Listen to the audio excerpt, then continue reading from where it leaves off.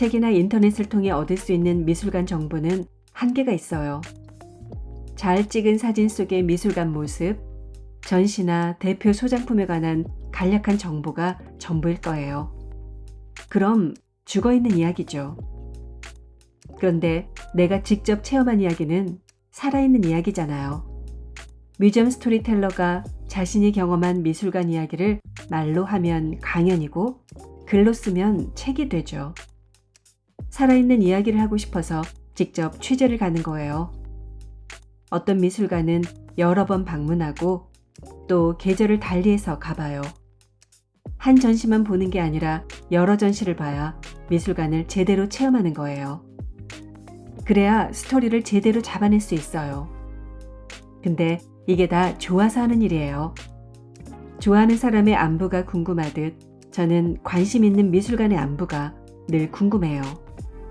현재 어떤 전시가 열리는지, 어떤 색다른 이벤트가 열리는지 항상 궁금해요. 그 궁금증을 해결하기 위해 미술관을 찾는 거죠.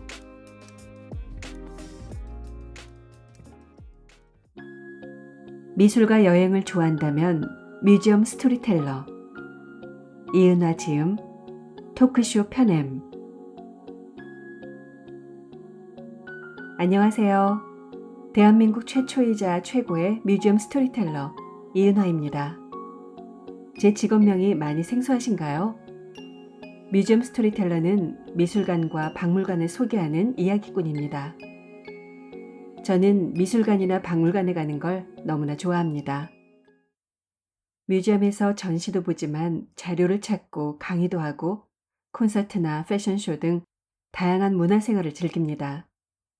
그리고 속상한 일이 있을 때는 미술관 벽에 걸린 그림들을 보며 위로를 받기도 해요. 뮤지엄은 제게 일터이자 놀이터이고 도서관이자 치유의 장소입니다. 뮤지엄을 좋아하는 것에 그치지 않고 꾸준히 공부하고 깊이 파고 들어갔더니 취미가 어느새 직업이 되었습니다. 21세기는 문화 경쟁의 시대라고 합니다.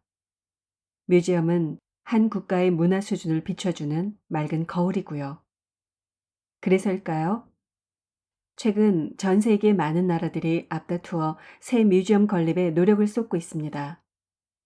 우리나라에도 이미 1000개가 넘는 뮤지엄이 있지만 새로운 뮤지엄들이 계속 생겨나고 있어요. 해서 뮤지엄 스토리텔러가 많이 필요한 시대가 곧 올 겁니다. 뮤지엄 스토리텔러는 그 누구보다 먼저 뮤지엄을 체험하고 속속들이 공부합니다.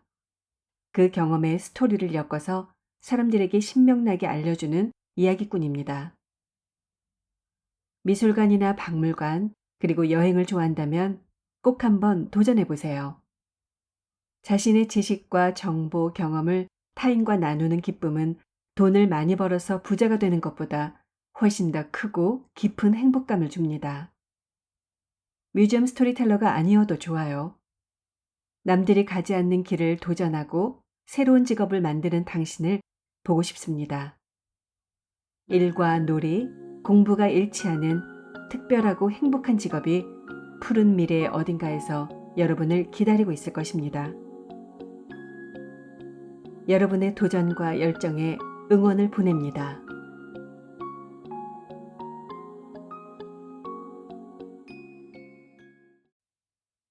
뮤지엄 스토리란 무엇인지 알려주세요. 뮤지엄 스토리는 말 그대로 미술관의 이야기예요. 저는 미술관의 많은 이야기를 꺼내서 펼쳐놓는 뮤지엄 스토리텔러죠. 미술관의 이야기는 정말 많아요. 기본적으로 미술관의 역사가 있어요.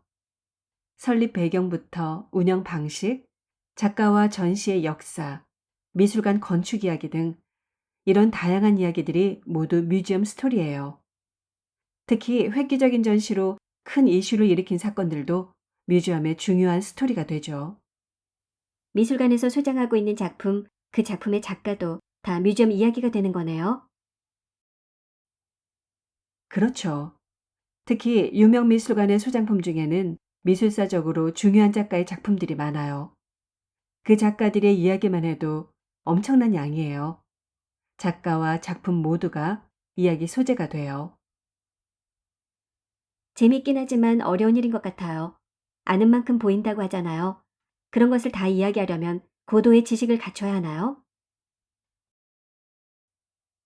미술사적인 지식도 어느 정도 갖고 있어야 되지만 더 중요한 건 실제로 미술관을 다 가보는 것이죠. 전시도 정보만 수집하는 게 아니라 직접 봐야죠. 직접 보고 경험해야 제대로 된 이야기를 할 수 있어요. 가능하다면 미술관을 한 번이 아니라 여러 번 방문해야 이야깃거리가 더 많아지겠죠. 미술관 이야기 중에서 재미있는 부분이 따로 있나요? 전시의 역사가 흥미로운 미술관도 있고 설립의 역사가 재미있는 곳도 많아요. 돈과 땅, 소장품이 있다고 미술관을 다 지을 수 있는 건 아니에요. 운영 비용도 만만치 않거든요. 외국은 공공미술관을 짓는데 30년이 걸리기도 하고 지역 주민들과의 타협 때문에 무기한 연기되는 곳도 있어요. 미술관 설립 과정이 감동적인 곳도 많아요. 시립미술관 하나를 짓기 위해 시 당국뿐 아니라 시민단체와 기업체, 지역 주민들이 모두 자기 일처럼 앞장서서 함께하는 경우도 있어요. 우리가 본받아야 할 이야기라고 생각해요. 유럽에는 미술관 설립을 위해 사회적 합의를 이끌어내는 과정을 잘 보여주는 모범 사례들이 많아요. 우리나라의 경우 국공립미술관이 시민의 의견과 상관없이 뚝딱 지어지는 경우가 많아요. 그렇게 지어지면 우리들의 미술관이라는 생각은 별로 안 들겠죠. 그래서 우리는 미술관의 기부도 잘 안 하죠.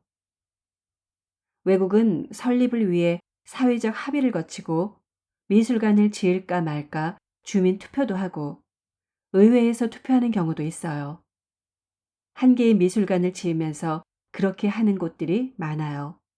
또한 개인이 기부하고 기증해서 이루어진 국공립 미술관도 많죠. 가고 싶은 유럽의 현대미술관 책에 소개한 미술관 대부분이 그래요. 그중 네덜란드의 국립미술관인 크루엘러 뮬러 미술관이 대표적이에요. 크루엘러 뮬러라는 한 부호 부부가 2000여 점의 소장품을 가지고 있었는데 그 중에 반고의 작품만 272점이에요. 그뿐만 아니라 세잔, 모네, 쉬라 등의 엄청난 작품을 가지고 있었어요. 자본주의의 논리로 보면 이들 부부는 자신들만의 개인 미술관을 짓던가 작품들을 시장에 내놓던가 자식들한테 물려줘야 하는데 국립미술관 설립을 위해 국가에 전부 기증하죠. 소장품만 있다고 미술관이 지어지는 게 아니기 때문에 그들은 땅도 같이 기증해요. 대신 국가는 건물을 짓고 운영을 맡는 거죠. 네덜란드 정부 입장에서는 양질의 소장품과 땅까지 그저 생겼으니 이들 부부가 얼마나 고맙겠어요. 해서 국립미술관인데도 최초 설립자의 이름을 따서 크렐러 뮬러 미술관이라고 이름 지은 거예요. 외국의 국공립 미술관들은 이렇게 개인의 기부에서 시작된 경우가 참 많아요. 부러운 이야기죠. 뮤지엄 스토리텔링을 할 때 강조하는 부분이 있나요? 미술관마다 달라요. 설립 배경이 중요한 곳도 있고 건축 자재가 이슈를 일으킨 곳도 있고 소장품에 얽힌 재밌는 사연이 있는 곳도 있어요. 강조하는 부분들이 조금씩 달라질 수밖에 없죠. 특별한 전시로 유명한 곳도 있어요. 어떤 미술관은 소장품이 하나도 없는데 유명해요. 기획 전시만 하는 곳인데 이슈를 일으키는 거죠. 상식을 뛰어넘는 기상천외한 전시들을 하거든요. 기상천외한 전시는 어떤 거죠?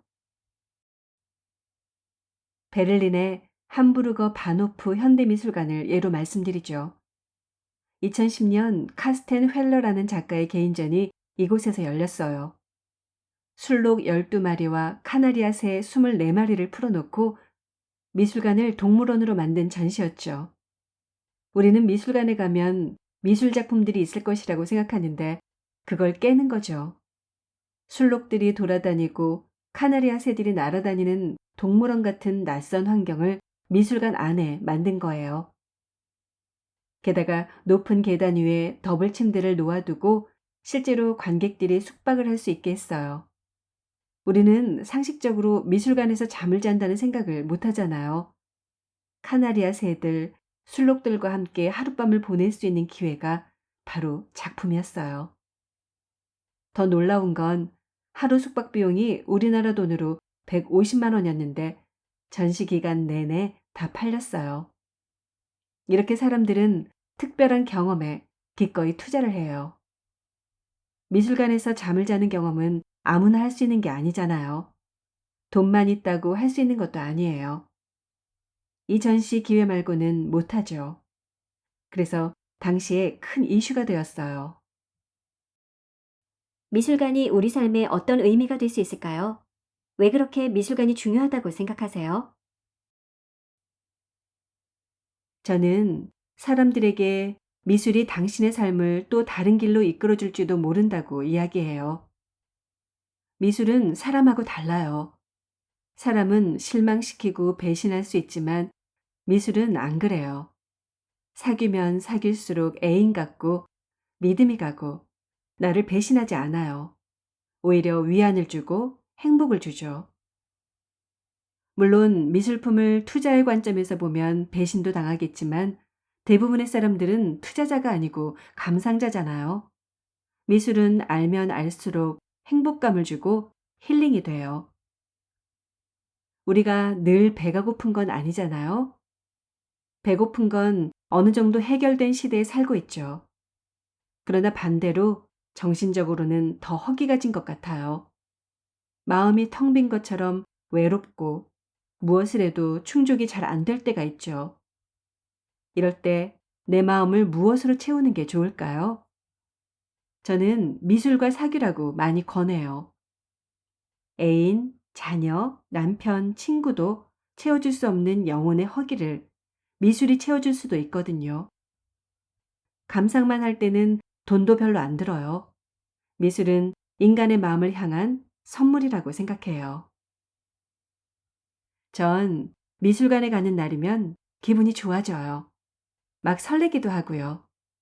연인과의 데이트 코스, 가족 나들이, 친구들과의 만남의 장소로도 좋아요. 미술관에서 좋은 사람 만나서 같이 전시도 보고 추억도 쌓고 차도 한 잔 마시고 그렇게 시간을 보내면 좋을 것 같아요. 그렇게 보낸 하루는 분명 오래오래 기억에 남을 거예요. 미술이 사람들에게 행복을 주네요. 우리가 미술을 알고 친해져야 하는 또 다른 이유가 있나요? 이 책을 읽는 청소년들이나 제가 가르치는 학생들에게 이야기하고 싶은 게 있어요. 현대미술과 한번 사귀어 보라고. 미술 작품이 갖는 혁신적인 발상들, 고도의 창의성, 톡톡 튀는 아이디어. 최근의 현대미술을 보면 모든 것이 발상의 전환이에요. 아까 미술관에서 잠자는 작품에 대해 이야기했죠? 교양 있게 관람하는 미술관에서 잠자는 미술관으로 기존의 가치를 전복시킨 거잖아요. 창의적인 사람들이 그런 획을 그어야만 인류사가 새로운 발전의 길로 들어갈 수 있어요. 세상을 변화시킨 사람들은 기존의 길을 간 게 아니라 없는 길을 만든 사람들이죠. 예술가들이 그 역할을 하고 있어요. 예술가들은 없는 것을 만들어내는 사람들이에요. 젊은 친구들이 현대미술을 많이 알고 친하게 지내야 한다고 생각해요. 현대미술의 도전 정신, 즉 불가능한 것을 작품으로 만들어내는 혁신성과 노력을 배워야죠. 그래서 자기가 어떤 분야의 일을 하든지 없는 길을 선택해 새로운 흐름을 만들어냈으면 좋겠어요. 그런 것들을 미술을 통해서 배웠으면 하는 바람이죠. IT 회사에서도 종종 강연 요청을 해와요. IT 회사에서 미술가인 저를 왜 부르겠어요?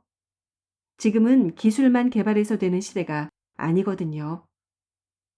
새로운 것, 즉 현대미술을 통해서 발상의 전환을 배운 후에 첨단의 기술에 미적인 것까지 결합해야 한다고 생각하는 거죠. 학생들이 선생님과 같은 일을 하고 싶어 할까요? 13년째 대학에서 강의를 하고 있어요. 학생들 중 저를 롤모델로 삼고 싶어 찾아오는 경우가 많아요. 제가 하는 일이 워낙 다양하니까요. 글 쓰고 그림 그리고 전시 기획과 강의도 하고 이렇게 다양한 일을 다 해내고 싶은 학생들이 많은 것 같더라고요. 이 모든 일은 제가 원해서 선택한 거고 그렇다 보니 늘 해피 모드를 유지하고 살고 있어요. 좋아하는 일은 밤을 새더라도 즐겁게 하잖아요. 학생들 눈에도 제가 행복해 보이나 봐요. 성공의 기준이 물질적인 것이 아니라 행복감이나 성취도에 있다면 전 성공한 사람이에요. 그동안 우리 사회는 하나만 제대로 잘하라고 요구했어요. 그렇지만 이제는 멀티플레이어가 되지 않으면 어떤 분야도 살아남을 수 없는 시대죠. 그래서 전 학생들에게도 멀티플레이어가 될 수 있도록 늘 준비하고 연습하라고 얘기해요.